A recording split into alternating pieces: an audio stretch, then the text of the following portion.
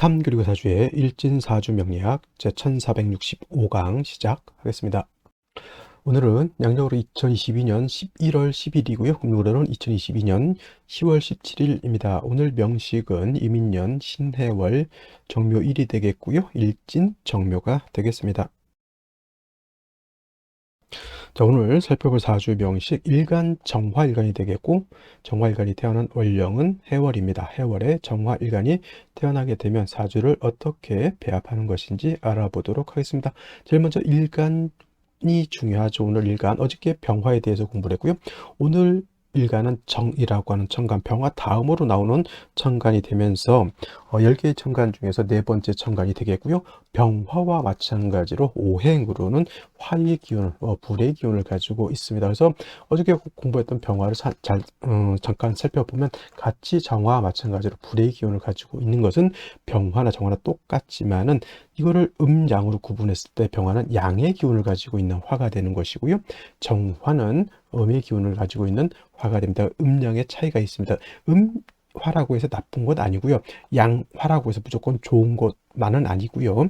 중요한 것은 병화는 병화 나름대로의 배합 조건이 맞아야 좋은 것이고, 정화는 정화 나름대로의 배합 조건이 맞으면 좋은 것이죠. 그래서 음양의 차이가 있다고 해서 좋고 나쁘고가 아니라는 것 한 가지 말씀드리고, 양의 기운은 음의 기운보다는 좀 동적이면서 강하죠. 그래서 병화라고 하는 것이 음화인 정화에 비해서 뭐 빛의 색이라든가 열기가 좀 강렬할 수는 있습니다. 그렇다고 해서 병화가 좋은 것이다, 병화가 나쁜다, 이렇게 구분하지 않는다. 병화라고 하는 것은 양화, 태양지화와 같다죠. 하늘의 태양과 같다라고 해서 태양지화 같죠. 그래서 병화는 조후하는 따뜻하게 만드는 것은 정화보다는 병화가 더 월등하고요. 또 반대로 금을 다스리는 측면에서는 병화보다 정화가 더 월등하다라고, 이렇게 용도가 다르다 이렇게 표현한다라고 하는 뜻은 병화의 용도, 그 다음에 정화의 용도가 다르다. 그 다음에 일간이 병화 또는 정화였을 때는 대체적으로 빛으로 보는 것이 열로 보는 것, 열기보다는 빛으로, 병화라고 하는 빛, 정화라고 하는 빛으로 보는 것이 더 사주로 볼 때는 이해하기가 편하다라고 말씀을 드릴 수가 있겠습니다. 병화라고 하는 것 양화로서 태양지화와 같다라고 하면, 음화의 정화는 등촉지화라고 표현하죠. 비유를 드는 겁니다. 등촉지화라고 해서 비유를 하게 되면 전기불 같은 개념으로 보실 수 있겠고요. 모닥불 같은 개념으로도 볼 수가 있겠고, 또는 우리가 흔히 잘 쓰는 촛불 같은 개념으로 볼 수가 있죠. 또 한 가지, 정화가 인위적인 불이라고 하면 병화는 어떤 불? 그렇죠.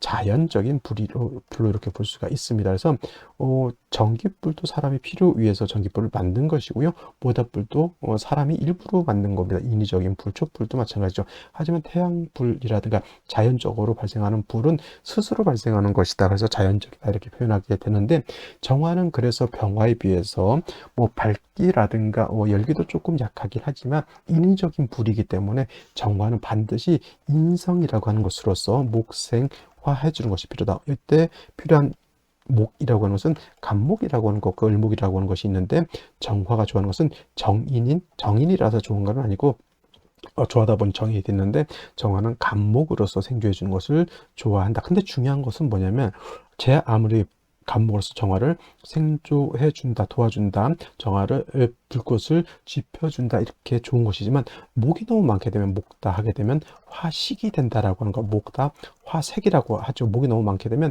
불을 생하는 것이 아니라 오히려 불을 꺼트릴 수 있다라고 하는 것이, 특히 병화가 아닌 정화 입장에서는 좀 문제가 될 수 있다. 전기불 같은 거, 예를 들어서 우리가 220볼트를 주로 쓰게 되는데, 220볼트를 써야 되는데, 만약에 2만 볼트가 집 안으로 들어오게 되면 전기불이고 냉장고고 TV고 에어컨이고 박살이 나게 되겠죠. 이건 뭐냐면, 전기불을 켜기 위해서는 전기가 바로 인성과 같은 역할을 하는데, 220볼트가 정화를 생존해 줄 수 있는 가장 적절한 볼트 수인데, 만약에 2만 볼트가 들어왔다 그러면 오히려 정화를 못 쓰게 만드는 그런 꼴이 되는 것이죠. 그래서 이런 경우, 전기불도 마찬가지, 모닥불도 나무를 갖다 적당히 넣어야 되는데, 너무 많은 나무를 넣게 되면은 오히려 산소를 막아서 불을 꺼뜨릴 수도 있겠고, 촛불 같은 경우도 그렇습니다. 바람이 세게 불면 촛불을 끄게 되죠. 이 바람이라고 하는 것이 또 어떻게 보면 목으로도 볼 수가 있게 되는 것이죠. 그래서 이런 것들은 반드시 경금으로서 조절시켜 줘야 된다. 우리가 변압기라고 하는 거 있죠. 변압기 밖에 나가면 외부에서는 2만 볼트의 고압이 들어오지만 변압기를 통해서 집으로 들어올 때는 220볼트로 환원이 돼서 들어오는 역인데, 그 변압기가 바로 경금 역할을 하는 것이고요. 그 다음에 뭐 모닥불 같은 경우 장작을 경금이라고 하는 도끼로서 쪼개져 그걸 갖다 뭐라 그런다? 벽값 인정해 준다라고 하는 겁니다. 그래서 정화는 병화도 마찬가지겠지만, 특히 정화는 목이 많게 되면 반드시 목다화식이 될 수 있으니 벽값 인정이 되어야 되는 것이고, 또 정화도 화이기 때문에 병화와 마찬가지로 정화일간이 왕하면 치열해져서 너무 뜨거워질 수 있죠. 이때는 개수를 쓰는 것이 아니라 임수로서 수보, 양, 광 해주는 것을 좋아한다 정도 이렇게 기억해 두시면, 정화를 사주로 볼 때 이 정도만 기억한다 하더라도 나머지 것들은 그때그때 참작해서 우리가 임기응변으로 잘 대처해서 사주로 볼 수가 있다 정도 말씀을 드리고요. 정화일간이 태어난 월령 해월에 대해서 알아보도록 하겠습니다. 자, 정화일간이 태어난 월령 해월이 되겠습니다. 자, 해월은 절기로는 입동과 소설로 이렇게 구분이 된다고 말씀드렸죠. 해월부터 이제 겨울로 이렇게 넘어오게 됩니다. 겨울이라고 하는 것은 해월만 해당되는 것이 아니라 해월, 자월, 축월이 모두 겨울에 해당이 되고요. 해월은 초동이라고 하고요. 자월은 중동이라고도 표현하고, 그다음에 축월은 모동이라고도 하고, 개동이라고 하고, 만동, 늦을 만자에다 만동, 겨울 동자면 늦은 겨울이라고 하는 그런 뜻으로 쓸 수가 있겠습니다. 일단 공통적인 것, 해월이 됐던 자월이 됐던 축월이 됐던 간에 일단 뭐다? 춥다라고 하는 것, 엄동설한이라고 하는 거. 엄동설한은 뭐예요? 엄동 겨울에 눈이 내려서 물도 얼고 만물이 얼어서 얼게 되면 모든 만물은 축장되죠. 축장되게 되면 생이가 없습니다. 여러분, 한겨울에 반팔 한스봉 입고 밖에 나가서 달달달달 떤다라고 생각해 보시오. 특히 옛날 군대 같은 경우는 이제 얼차례 한다고 그 강원도 철원 이런 데 엄청 춥거든요. 물 깨고 들어가서 그거 냉수 마찰한다고 하면 이게 정신력으로도 버티긴 버티지만 진짜 군인 정신은 어떤다? 제 정신이 아니다. 그 추운 겨울에 깨댕이 벗고, 전문용어로 깨댕이 벗는다죠. 그 얼음 깨고 거기 들어가서 와 대단. 그 알통구보, 그죠? 또 추운 겨울에 상의 벗고 또 알통구보도 합니다. 그게 엄동설안에, 물론 이제 어느 정도 하다가 집에 와서 이제 막사 들어와서 이제 난방을 하니까 버티는 것이 24시간 그러고 있다고 생각해 보십시오. 얼어 죽습니다. 그죠? 엄동설한, 그러니까 반드시 뭐가 필요하다?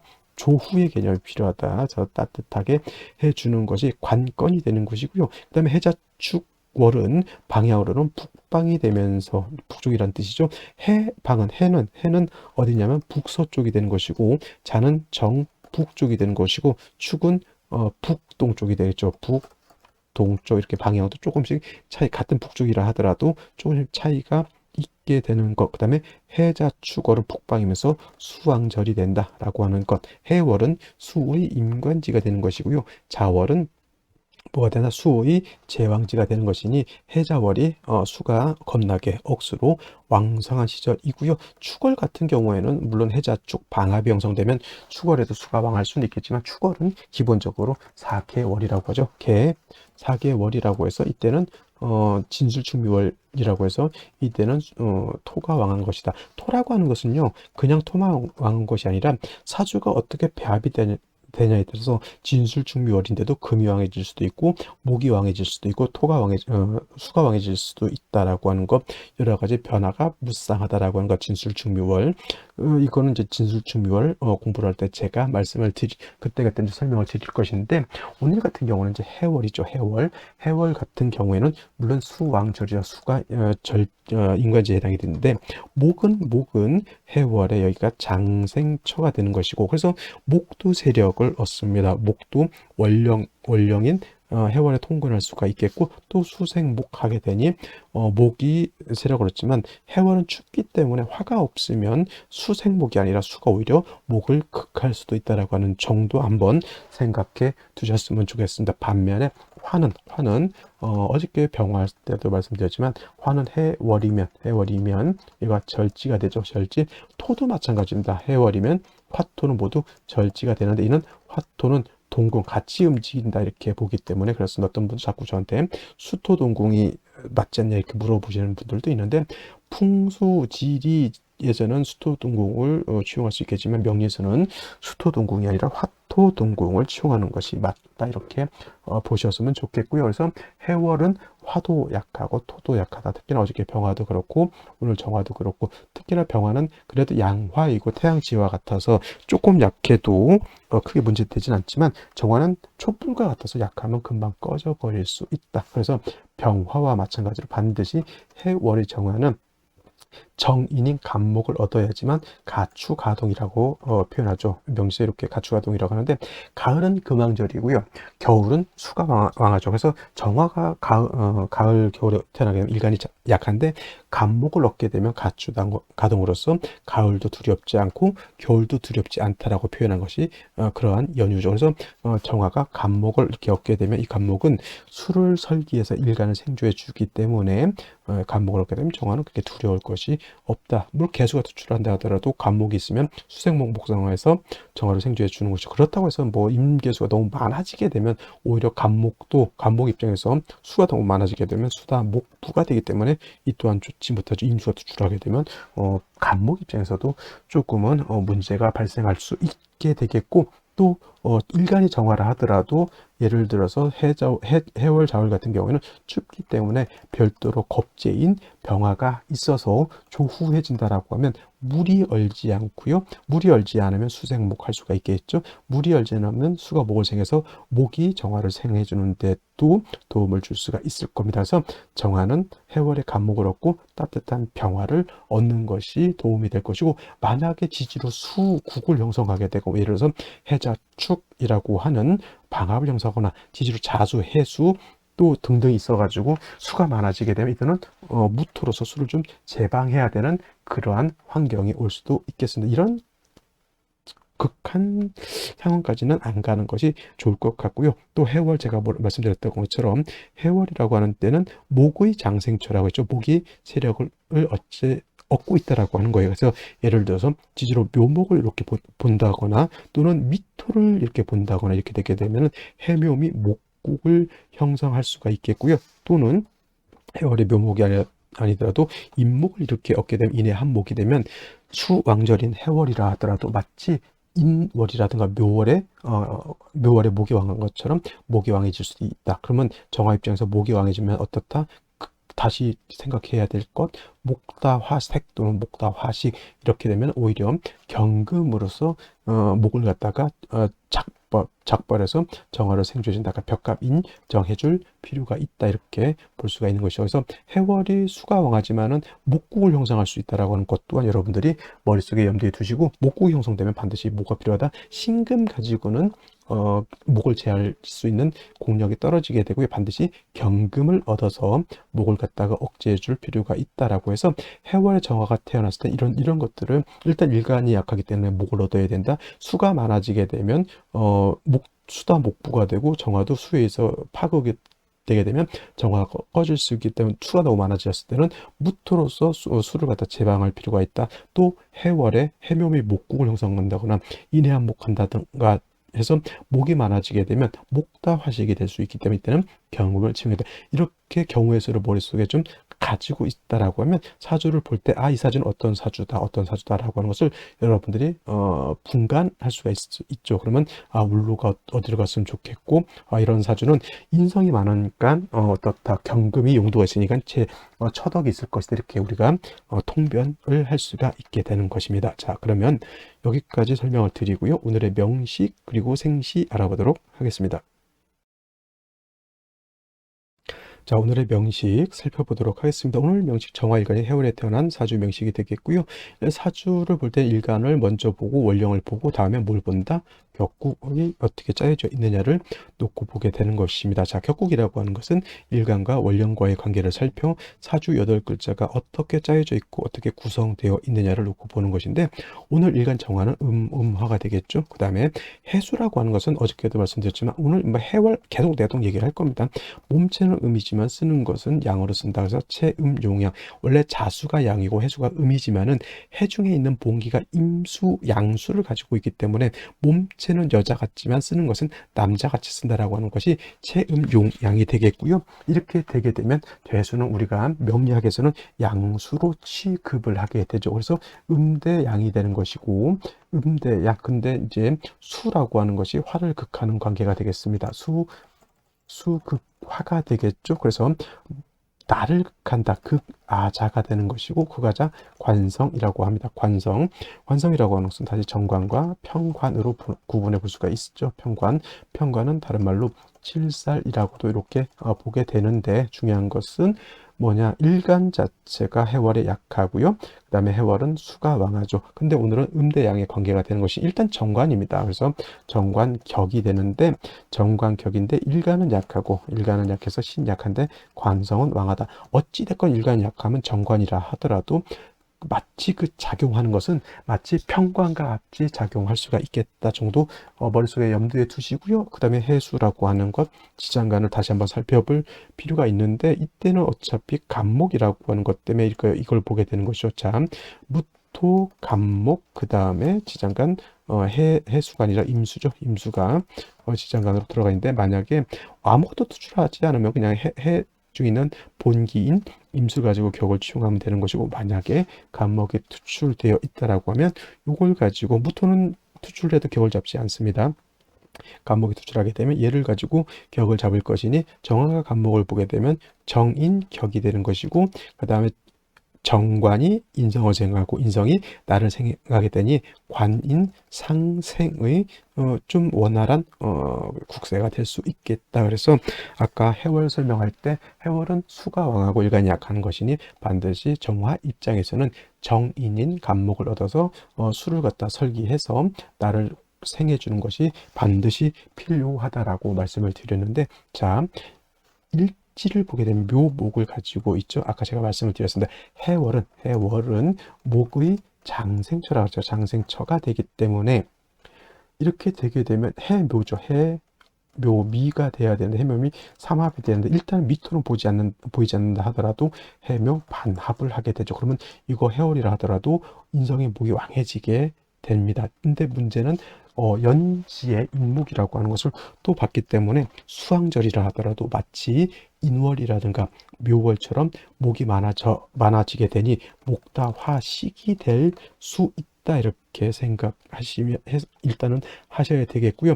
연간에 임수가 이렇게 투출되어 있습니다. 물론 이제 정화 자체가 왕하면 임수로서 보강해주는 용도가 있게 되는데, 목이 왕한 상태에서 임수가 투출하게 되면 물론 정화를 할 수도 있겠지만 목을 다시 왕하게 만드는, 즉 인성을 다시 왕하게 만드는 역할을 하는 것이니, 이 경우에는 뭐가 필요하다? 경금이 있어서